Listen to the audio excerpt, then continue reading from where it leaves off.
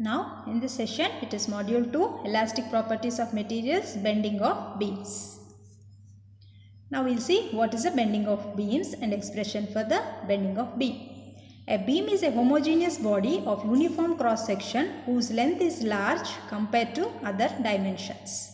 A beam can be imagined as made up of number of longitudinal filaments under the applied load, and upper filaments will undergo extensions and the lower filaments will undergo compressions. So what is exactly a beam? A beam is a homogeneous body of uniform cross section whose length is large compared to other dimensions. So any beam, you can see in your classroom also there is a beam which moves from left to right on the ceiling. It is nothing but a beam whose length is large compared to the other dimensions. The beam can be imagined to be made up of number of longitudinal filaments, that means number of layers along the length. Under the applied load, the upper filaments will undergo extensions and the lower filaments will undergo compressions. The filament that does not undergo any change in dimension is called as a neutral axis. So, neutral surface or a neutral plane is a layer of uniform beam which does not undergo any change in its dimensions when the beam is subjected to bending within the elastic limit.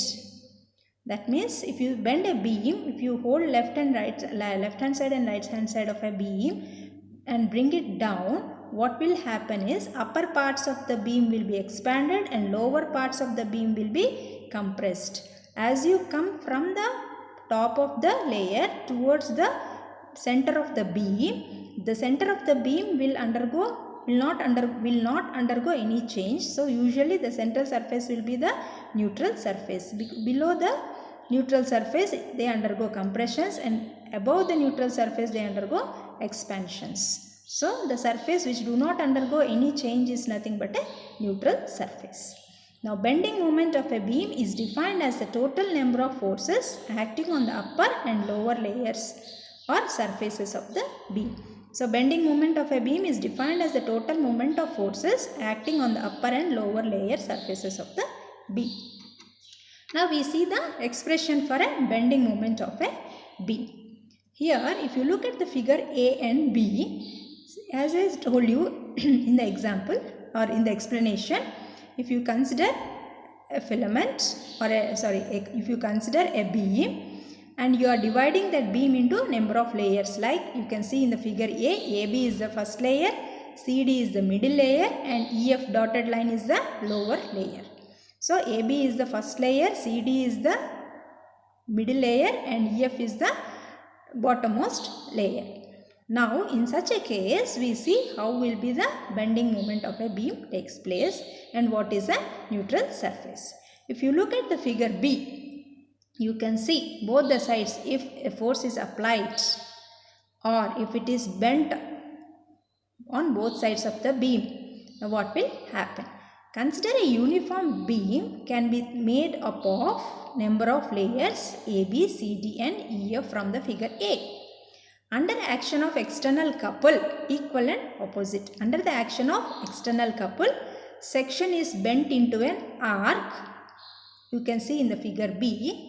Layer CD is a neutral surface where there is no change in the length. Layer AB above neutral surface has been elongated. That means AB has become A dash B dash. And the layer EF below the neutral surface is been contracted to EF, E dash, F dash. So if you look at the figure, both the figures A and B, neutral surface is remaining constant. Above CD is AB which has been elongated and below CD is been contracted. It is E dash, F dash after the bending. Beam is bent into an arc of circle of radius R with center O. If you look at this arc, O is the center, capital R is the radius of the arc. Now CD. CD is equal to capital R theta, as theta is common angle subtended layers at O. So we are taking CD as theta. Usually we take theta as tan theta. It is approximated to theta. CD is equal to R theta. So as theta is a common angle subtended by the layers at O. Now the change in the length is A dash B dash minus AB. If you look at the expression, if you look at the diagram here, the original AB is the original length, and after bending it has become A dash B dash.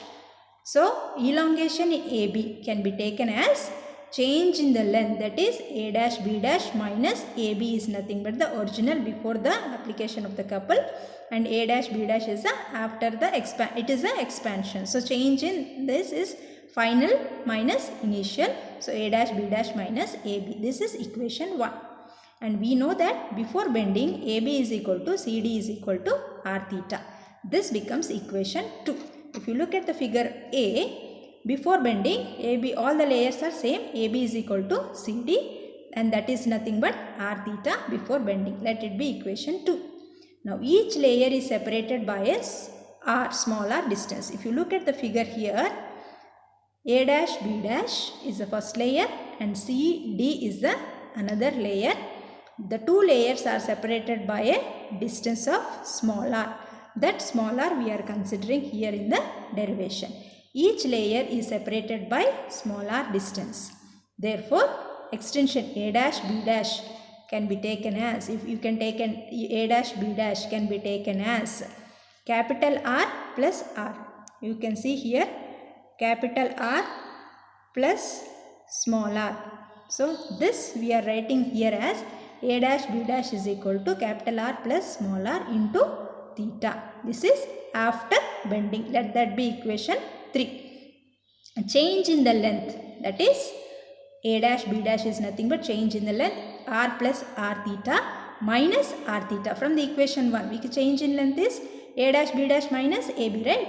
So it's taking 2 and 3 into change in the length R plus R into theta minus R theta, that is AB.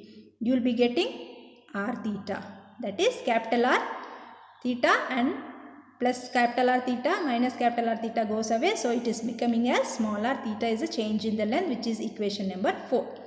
Original length is AB is equal to capital R theta. This is equation 5. Now what is a linear strain?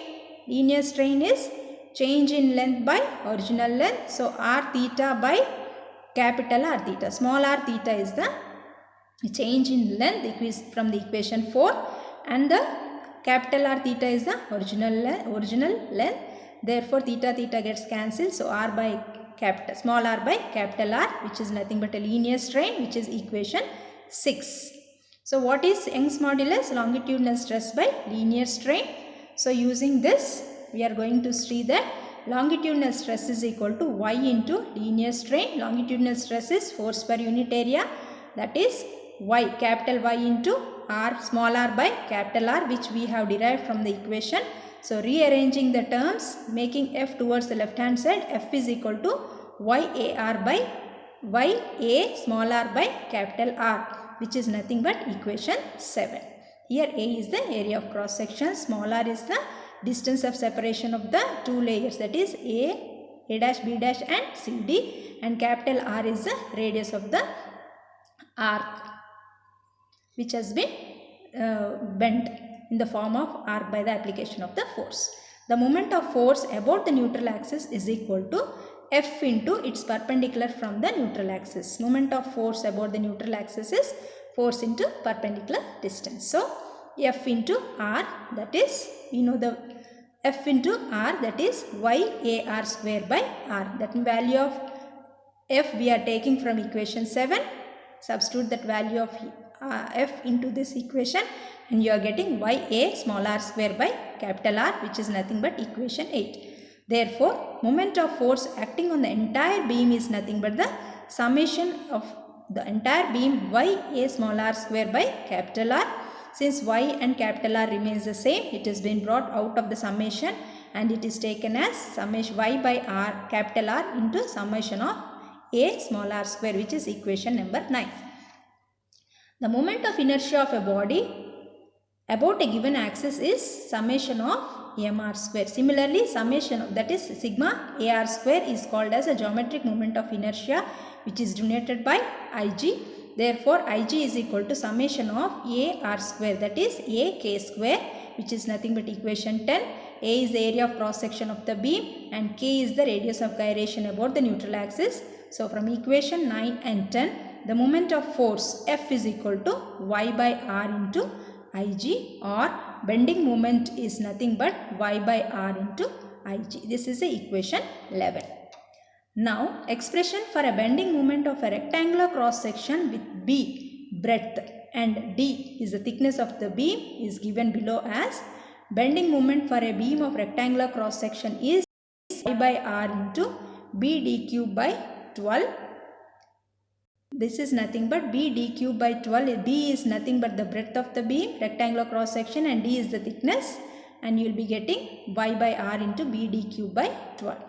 Expression for bending moment of circular cross section with rho is the radius of the beam is bending moment for a beam of circular cross section is given by pi Y by 4 capital R into rho to the power of 4, where rho is the radius of the beam.